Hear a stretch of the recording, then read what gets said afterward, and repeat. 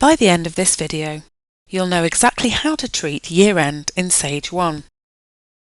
The year-end is a time, as the name suggests, when a business's financial year comes to a close. For example, if a business starts on the 1st of January, we expect the financial year to run for 12 months. Therefore, the year-end will be the 31st of December.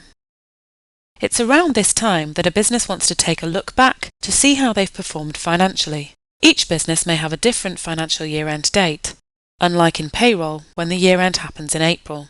You as the accountant will want to ensure that you check over your client's figures at year-end and make any required amendments before pushing the figures through into final accounts for further analysis.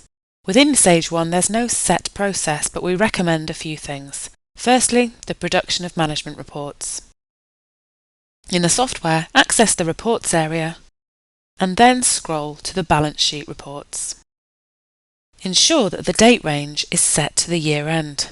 In this example, we're using the 31st of December.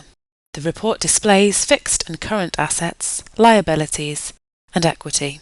You can export this report into CSV format to explore the data further, or to PDF. And at the bottom of the balance sheet, you'll see an entry labelled Trading Activity, which is in effect the profit and loss summary.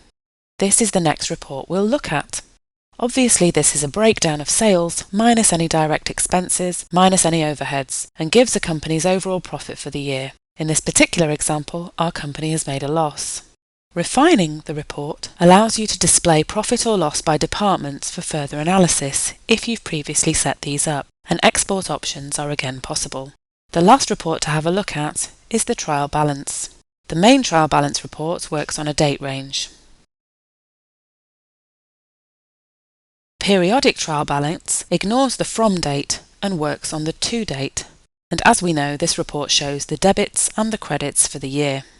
So to recap, the three reports we advise running at year-end are the balance sheet, profit and loss, and the trial balance, which can all be found in the Reports section in Sage 1 Accounts Extra.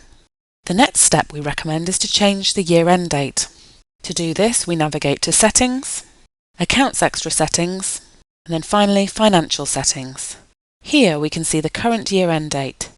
To start a new financial year, simply type in the new details and then click Save.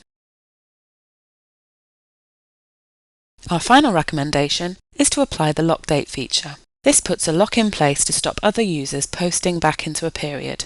It's also housed within the Financial Settings area. Enter the required lockdown date and you'll see a warning. That warning states, setting this lockdown date will prevent transactions with an earlier date from being entered or changed. Do you want to continue? Simply select Yes to put the lock in place. Now let's see this functionality in action. We'll go and place a bank payment. We'll date this transaction the 30th of January 2013. If we try and save this, we'll get an error message telling us that a lockdown has been set, so the transaction cannot be saved.